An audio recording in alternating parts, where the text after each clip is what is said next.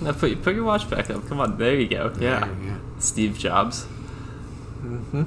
Are we recording? Yeah. Oh, shit. Okay. Well, there you have it, folks. All right, so we're back. Yes. And some would say better than ever. What show? Oh, that was Mike and Mike. Yep. Yeah. Yeah. Back and better than ever. I missed that show. I missed a lot of things. Well, okay. Yeah. So title of the video is best time of the month or year, or best time in general. When is the best time to buy a car? And is that actually a myth? Because I wondered for a long time. People say, "Oh, the best time to go is Christmas Eve or something like that." It's like, what are you talking about? Is it actually?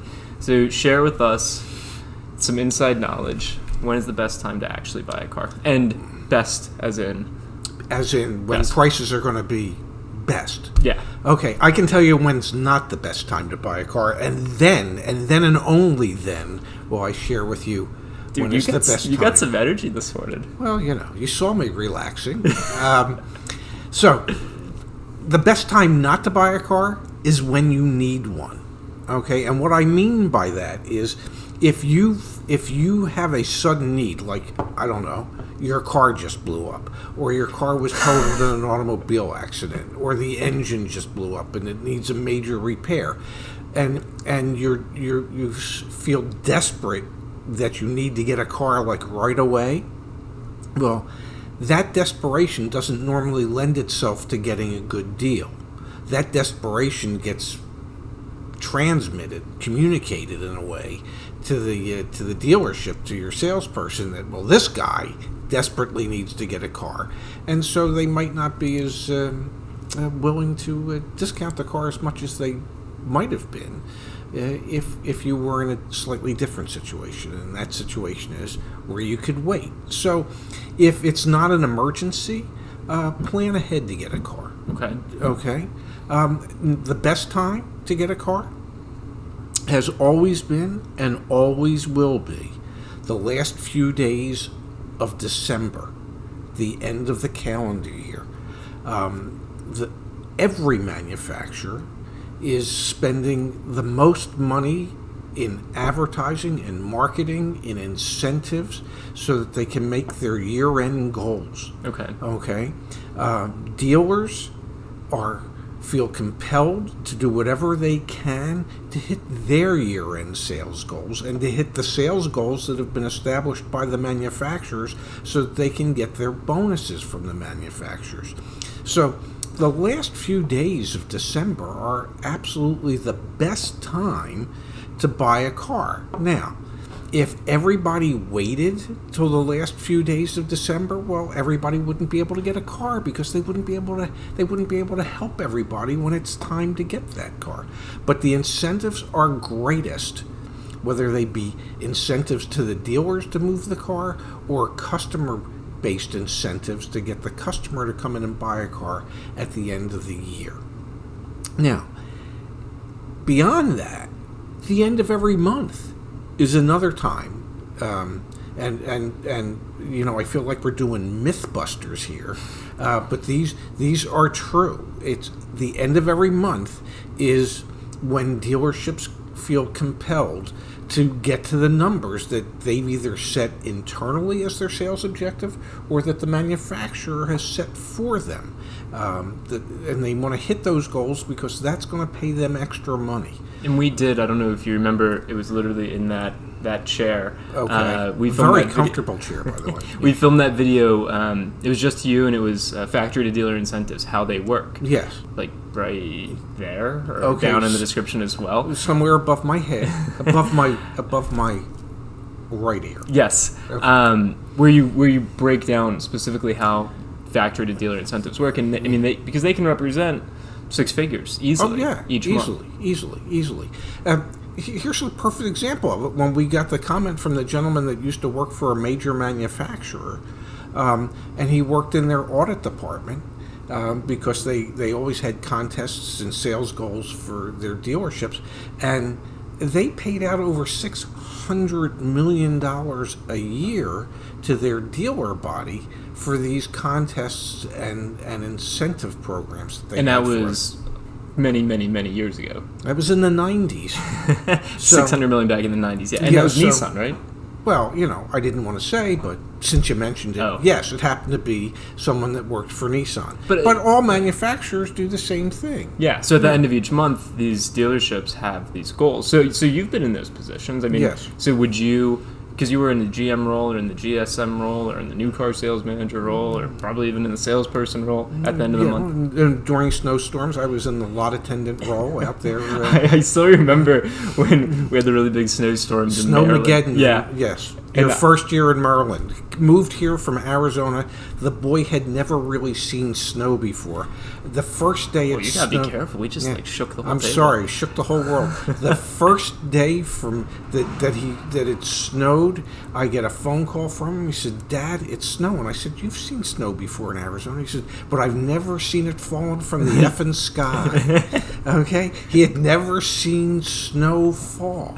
Okay. Anyway, that'll be a separate video on Yes, snowfall. DCing snow. Yeah. But the point being, you've been in pretty much every different sales-oriented position, and I imagine you've been in that position at the end of a month. Mm-hmm. What are some experiences you had either going to your manager, being the manager? Like, would you guys take short deals? I mean, how does it? Extremely short. Really? Yeah, loser deals if you had to, because the amount of money that you could obtain from the manufacturer for hitting your sales goal was so much greater than the loss that you were about to incur to reach that goal. So yeah, you do that, and then you have quarterly goals. I don't know how to break it to anybody, but the 30th of June is coming up, which is, well, the end of the second quarter.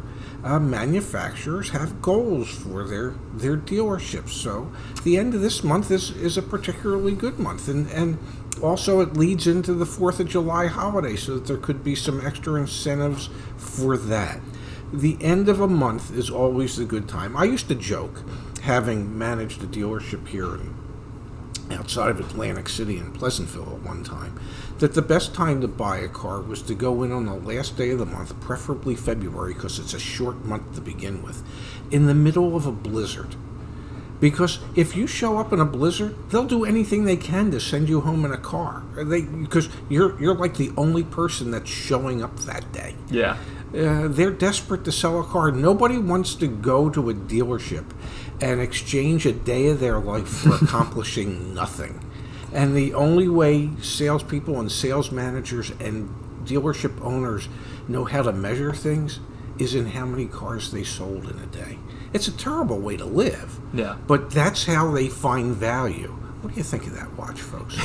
That's how they find value in their lives, is by measuring the number of cars that they've sold. So nobody in the car business wants to exchange a day of their life for not accomplishing a sale. I've got two thoughts. One question, two Okay. thoughts. So one is with the end of the quarter coming up here, with June 30th. Yes. We also saw, because of the coronavirus or COVID pandemic, that some major manufacturers stopped reporting monthly sales numbers, and they Yes. decided to report quarterly. Yes. So I think that's a really interesting dynamic right now. Like BMW, for example, didn't report monthly numbers for May or for April. or April, April or May.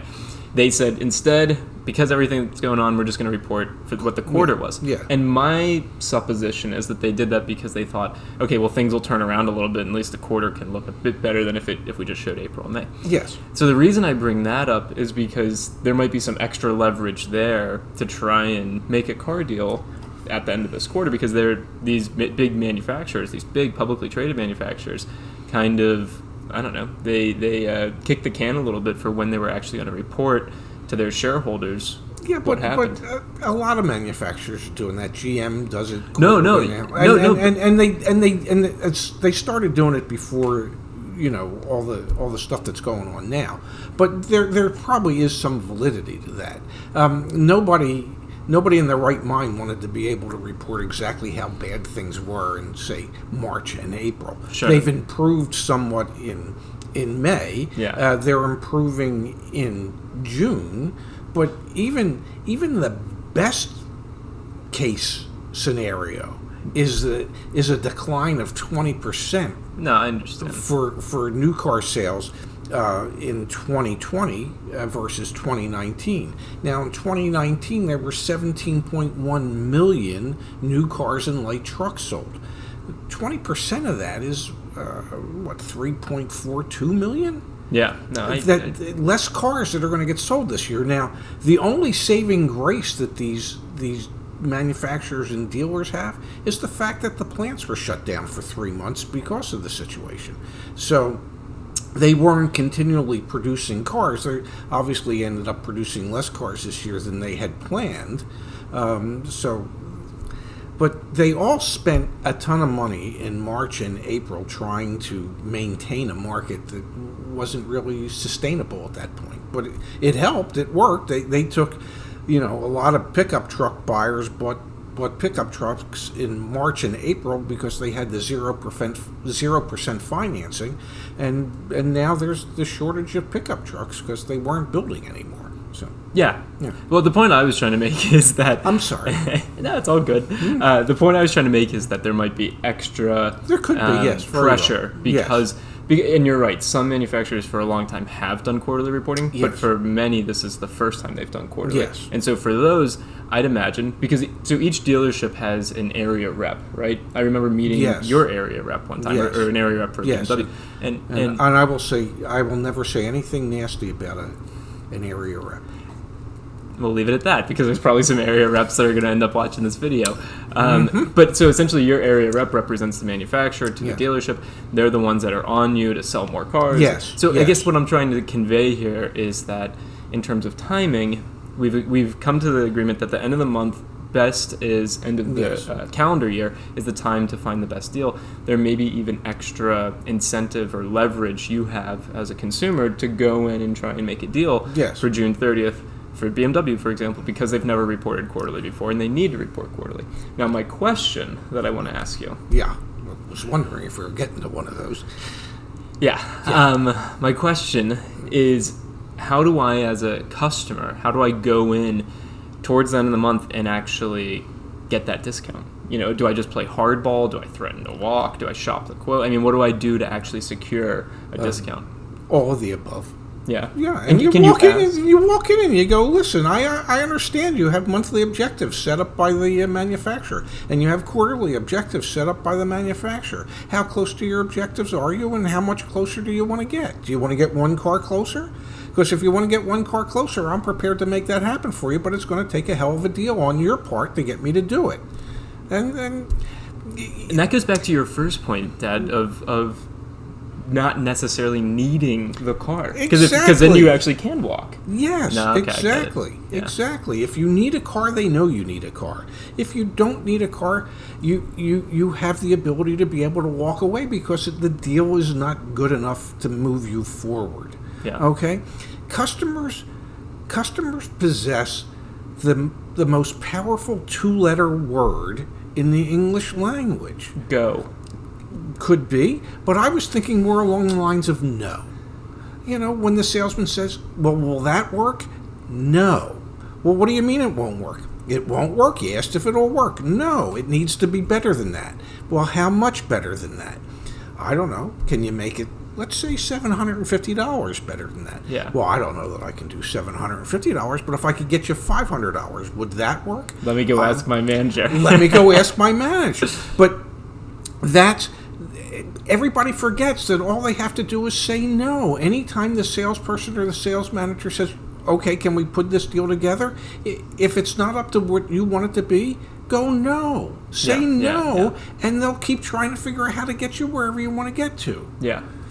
But in terms of strategy, you need to, do the timing, so time it around the end of the month, end of the quarter, end of the calendar. Don't be afraid to walk. And be in a position where you don't ever be afraid to walk.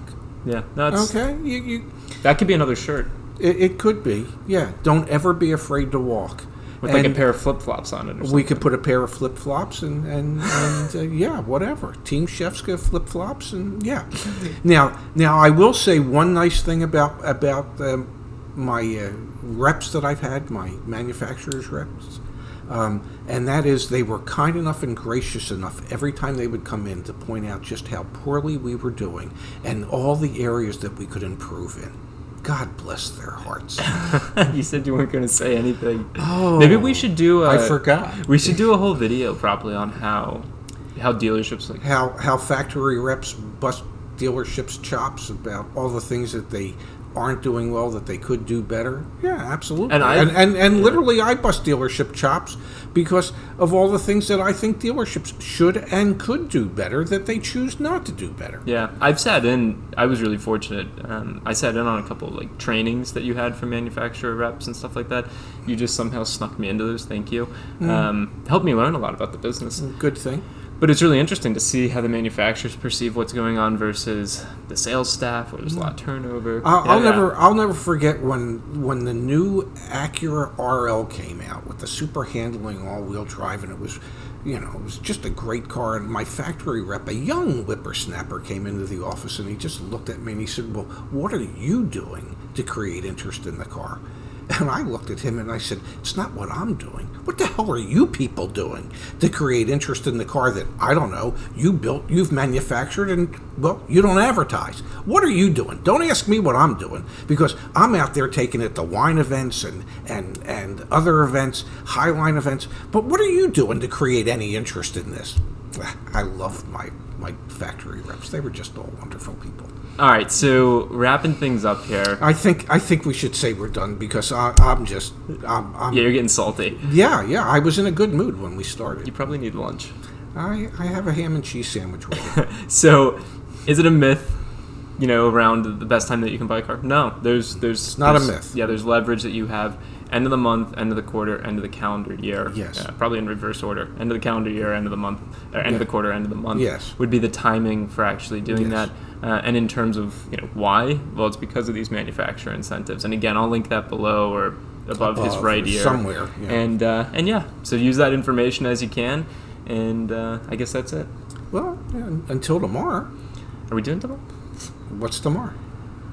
Friday. Sure, we'll do tomorrow. How about we do tomorrow, folks? See you, Dad. Okay. Thanks for watching. Thank you.